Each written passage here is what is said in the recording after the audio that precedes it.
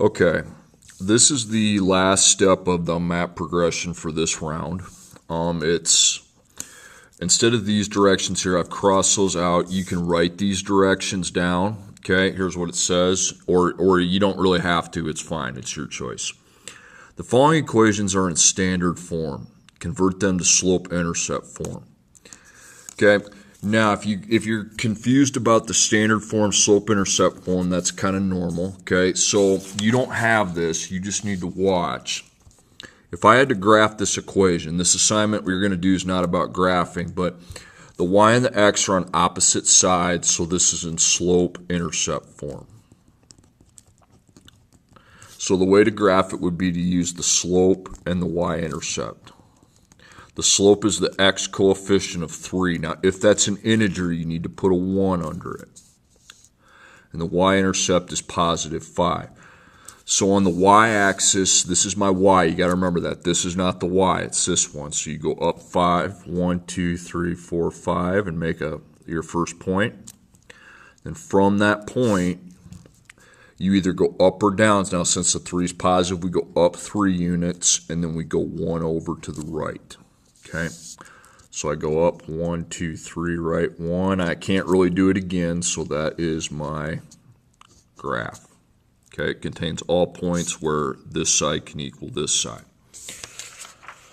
Okay, now I'm going to flip over to the back. Just watch this. Now here the y and the x are on the same side, so that makes this standard form.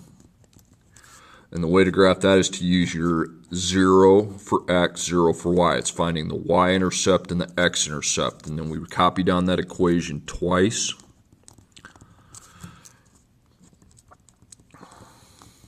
And if I have x is 0, we can eliminate the 4x. And I don't really need to divide. I'm just going to have 6 here. So on the y-axis, you go to 6. 1, 2, 3, 4, 5, 6. Because the x is 0, so you don't have to worry about that. Okay, now if the y is 0, we can eliminate that. And then 4 times x equals 6, so we need to undo the multiplication of 4 by the division property of equality. Divide both sides by 4, and that's 1.5. Okay, and that's the x, and this is the x, so I go to 1.5. I don't need to worry about the y, just go to 1 and then halfway. And that's my graph. Whoops, I whiffed on that point. Who cares? Screw it. Okay, now, what you're doing on this assignment is you're converting it from standard form to slope-intercept form. Now, if you're wondering why the heck would you want to do that, that's a good question, okay? The only answer I can come up with is if they would ask you to do something like that on the ACT. Okay, I'm sorry, but that's the best I can come up with, and I'm supposed to be teaching it, so it's actually a very easy process. What you want to do is put a step 1 and a step 2. There's 2 distinct steps for every problem. You want to circle the y term and know what the y's coefficient is. It would have a coefficient of 1 since there's on this problem here, and then I circle it. Okay, because we're going to protect that. We want the y circled. You're going to undo the x term by adding or subtracting, okay? On the other side, it's going to go behind, and let me explain that. So I have this 4x being added, so I undo that by minusing 4x. Now, I need to subtract 4x on the other side, but 6 and 4x are not like terms. So instead of putting minus 4x under the 6, we're going to put minus 4x behind the 6. Okay? All right. Then on step 1, you have 1y. This canceled out, and you have your equals. Now, you want to switch this order. Okay? If you subtract, make that plus negative. You want to switch this order so the negative 4x comes first. You want your x term to come first, and then you want your constant term, the 6. Constant means it doesn't have a variable connected to it. You want that to come next. Okay, so you switch that order. Okay, and then you divide everything by the y coefficient. Now, sometimes when you divide, you get decimals, and those are going to be okay as long as they terminate. Okay, that means as long as they end on the calculator. So I'm going to divide everything by 1, and that'll cancel. Divide this by 1, divide this by 1, and I have y equals. Negative 4 divided by 1 is negative 4, and we need to put an x behind the negative 4. You can't forget that. I've seen a lot of people just put negative 4. No, it needs an x because that one of the factors had an x. Then 6 divided by 1 is 6. Okay, and this is my answer. Now it's in slope-intercept form because the y and the x are on opposite sides and the y is by itself. Okay, now my next problem. Same thing. Circle the y term, know the coefficient. So we have a 5y. That's all I do there. And remember, we have step 1 and step 2 after I circle that. Undo your x term by adding or subtracting. Okay, remember on the other side it goes behind because it's not a like term. So I have the 6x. So I need to subtract the 6x. And remember, we can't subtract 6x from 30. Those aren't like terms. So I put minus 6x. And if I have minus, I'm going to put plus negative. So I have 5y. Now remember, we want the negative 6x to come first and then the 30 to come next. Now why do you have to do that? Because it's just proper way.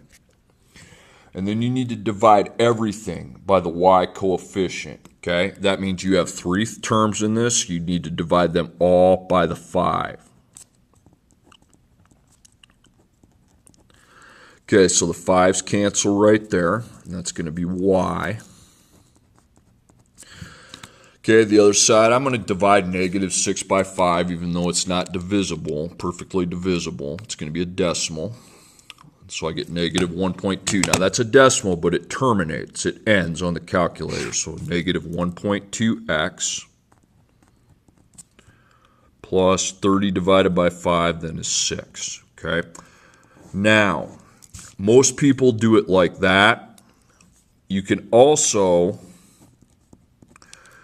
when you divide the x, if it doesn't, just right here, okay, I want this divided no matter what, okay.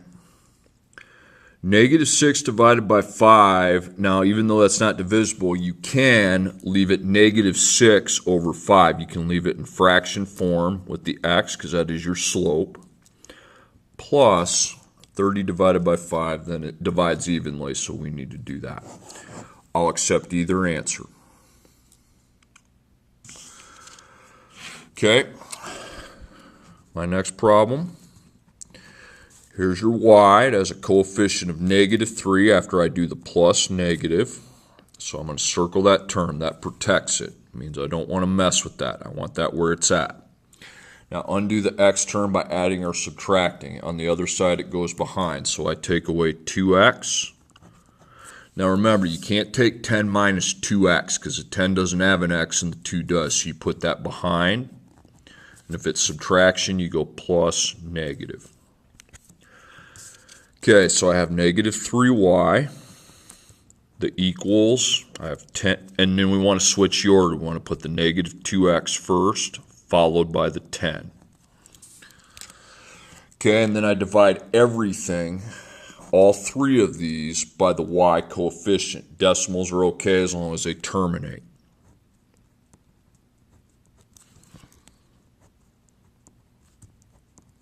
So I have y. So I'm going to execute these 2 operations with division, okay? Negative 2 divided by negative 3. Okay, that decimal does not terminate, okay? Remember, I said decimals are okay as long as they terminate.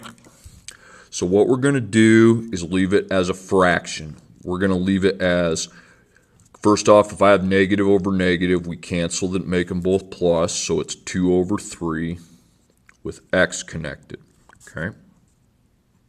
Plus, divide 10 by negative 3. Okay, that decimal didn't terminate either, okay? So I leave it as a fraction, but I can't make the negative a positive because I don't have the negative on top with it, okay? So I just leave it as 10 over negative 3.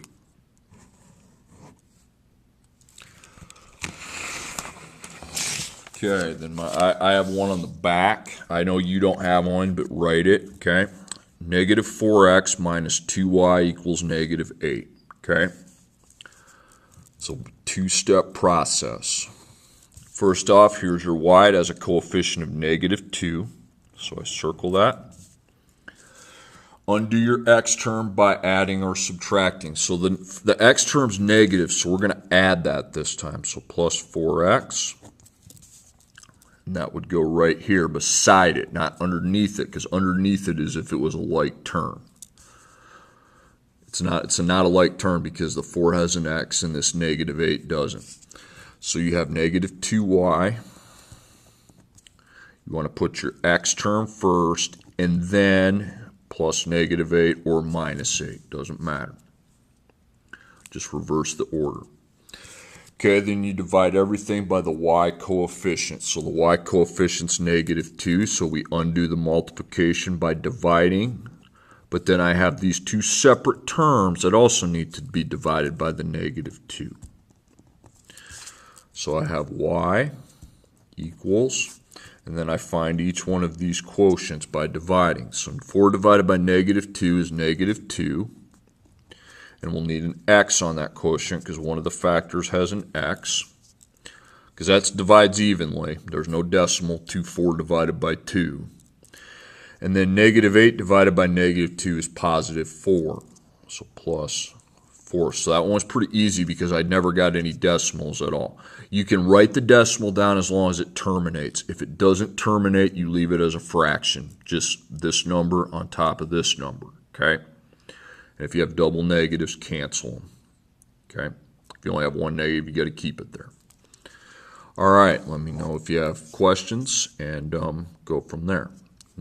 Again, you're taking a standard form where the x and y are together and making it into slope-intercept form.